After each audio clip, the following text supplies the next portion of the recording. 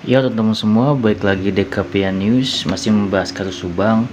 Jadi hari ini kita bisa berbahagia ya teman-teman. Karena apa? Karena kita harus memberikan apresiasi yang sangat tinggi ya untuk Polda Jabar dalam menangani kasus ini sangat sangat cepat ya ternyata ya. Ya, tidak terlepas untuk kasus ini bisa dilakukan dengan cepat, yaitu berkat Kombes Pol Surawan ya teman-teman. Jadi beliau ini benar-benar menangani dengan cepat gitu, dan kita doakan juga ya buat beliau itu bisa naik pangkat ya. Beliau dikit lagi menjadi jenderal tingkat 1 ya. Ternyata memang kinerja beliau tuh memang luar biasa ya teman-teman, sangat cepat, tek gitu. Sepertinya memang sangat berpengalaman dalam menangani kasus gitu. Dan di sini gue senengnya dengan Kombes Pol Surawan itu, beliau itu menanggapi pertanyaan wartawan, pertanyaan para YouTuber Subang itu sangat bagus gitu, pelan, atau bisa dibilang humanis gitu ya, secara perlahan tapi tegas gitu, dan rinci gitu apa yang disampaikan gitu. Semua nih pertanyaan dijawab satu-satu sampai akhir, sampai selesai gitu. Dan itu menurut gua sangat bangga sih dengan beliau kayak gitu. Kita doakan terus ya untuk Kombes Pol Surawan, dan tentunya ya untuk semua para penyidik ya, kita harus hargain bahwasannya di sini ada kinerja yang nyata gitu diperlihatkan oleh masyarakat. Dan gue yakin ya nggak gue doang, mungkin teman-teman semua juga ada sedikit rasa bangga lah ya kayak gitu. Semoga bisa kawal terus, dan Kombes Pol Surawan dan para penyidik lainnya dari Polda Jabar semoga bisa membersihkan kepolisian dan mengembalikan kembali nama baik pihak kepolisian yang sebelumnya tercoreng karena kasus ini yang 2 tahun kok nggak selesai gitu. Ada apa kan kayak gitu. Seperti itu. Oke, langsung kita ke tema, yaitu mengenai rekonstruksi yang diadakan besok hari Kamis jam 9 pagi ya teman-teman. Jadi sudah diutarakan oleh Kombes Pol Surawan, besok pagi akan diadakan prarekonstruksi oleh Danu ya teman-teman. Jadi bukan Pak Yosep ya. Pak Yosep kan belum belum mengakui, tentunya tidak bakal ada prarekonstruksi untuk beliau karena beliau kan masih kekeh gitu. Jadi memang di sini yang bisa kooperatif ya cuman Danu, karena beliau sudah mengakui kayak gitu. Tidak apa-apa, tetap berjalan walaupun beliau sendiri, yang penting beliau ini bisa menjelaskan apa yang beliau alami gitu. Pada besok hari nih, besok pagi hari Kamis itu, informasinya Danu ini akan melakukan prarekonstruksi, yaitu dimulai dari beliau kerja di yayasan. Mungkin tidak terlalu signifikan ya di yayasan itu.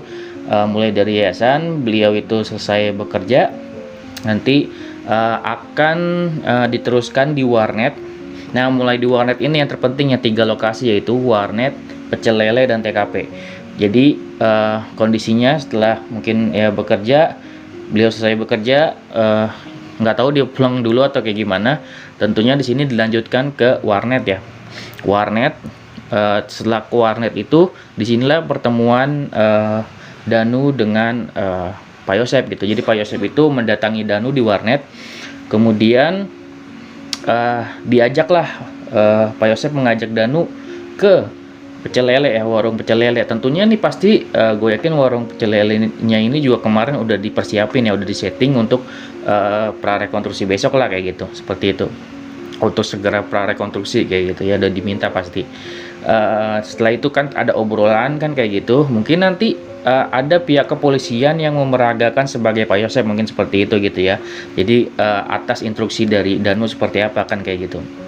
Jadi setelah itu ada obrolan nih, nanti kan akan dijelaskan ada obrolan seperti apa. Jadi itu kan kalau misalkan hanya cerita gitu kan, itu kan yang namanya mungkin cerita Danu itu kan tidak beda dengan praktek. Nah, kalau udah dipraktekkan kan itu jelas nih teman-teman nontonnya gitu kan.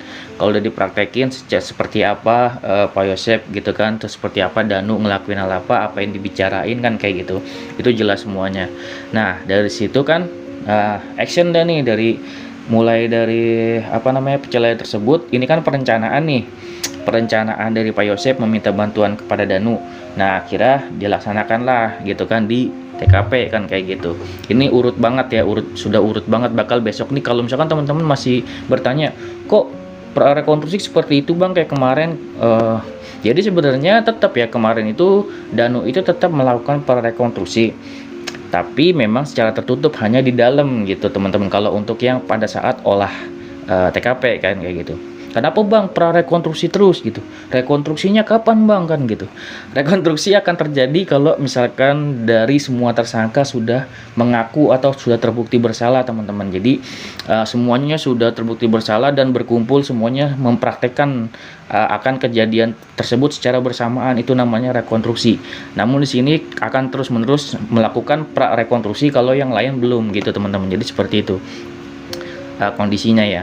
Nah, jadi Danu ini pastinya akan menjelaskan secara detail banget ya teman-teman seperti apa, dan tentunya teman-teman bisa ngeliat sendiri yang kemarin kok prarekonstruksi seperti itu gitu kan, nggak ada orangnya. Nah, besok ini ada orangnya nih, lokasinya jelas dari yayasan ke warnet. Nanti teman-teman ya tentunya kita akan simak nih besok pagi gitu ya, tentunya mungkin siang ya, akan molor mungkin waktunya gitu kan.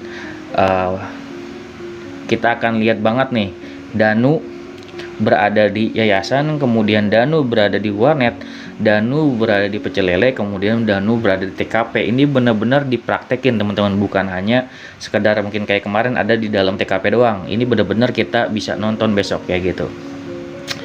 Seperti itu.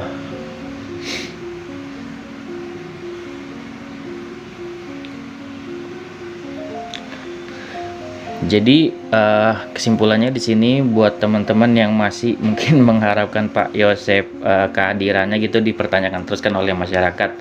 Ya andaikan pun dihadirkan, kalau beliau belum mengaku ya masa dihadirkan doang kan nggak penting gitu ya teman-teman. Kecuali beliau mau untuk melakukan rekonstruksi, kan rekonstruksi segala macam itu atas izin juga dari pengacara teman-teman, harus lewat pengacara. Ya pengacara kan sudah bilang juga kalau misalnya tidak ada pengakuan ya tidak ada rekonstruksi kan, seperti itu. Memang seperti itu aturannya kayak gitu. Jadi di sini sudah jelas ya teman-teman. Mungkin akan nanti ada persidangan segala macam. Oh ya, di sini gue juga akan menjelaskan sedikit informasi masalah persidangan. Jadi semua data itu kan dikirim ke kejaksaan untuk disetujui teman-teman. Ini akan diadakan persidangan kayak gitu. Dan ada informasi baiknya tambahan nih teman-teman, bahwasanya besok itu Kamis jam 9 pagi itu ada pihak dari kejaksaan yang akan turun untuk melihat kondisi atau menonton secara langsung prarekonstruksi yang dilakukan oleh Danu teman-teman, dan itu memutuskan juga nih apakah ini akan segera disetujui dokumen dan benar-benar kejaksaan ini yakin gitu loh bahwasanya ini benar apa yang dikatakan Danu, dan akhirnya pihak kejaksaan dari dokumen lengkap, dari saksi lengkap, dari tersangka lengkap, saksi lengkap, kemudian diterima gitu dokumennya dan akan segera dilaksanakan yang namanya persidangan gitu teman-teman, atau disetujui ya P21-nya. Jadi kita doain teman-teman, progresnya ini sangat bagus, dan juga kinerja dari pihak kepolisian udah mulai bagus dari atas di bawah perintah dari Kombes Pol Surawan. Ini semuanya langsung dibahas. Masalah nanti kemarin tuh tentang penggeledahan segala macam gua akan bahas di video selanjutnya ya teman-teman.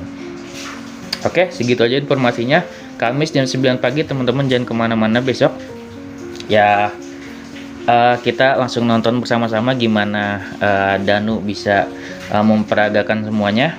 Ini sangat bakal rame banget, mungkin lebih rame dari kemarin ya teman-teman. Semangat buat teman-teman semua untuk mengawal kasus Subang ini. Di sini ada titik terang ya teman-teman, bukan hanya titik terang dari kasus ini, juga titik terang dari pihak kepolisian yang tadinya gelap banget gitu kan, nggak tahu harus kayak gimana.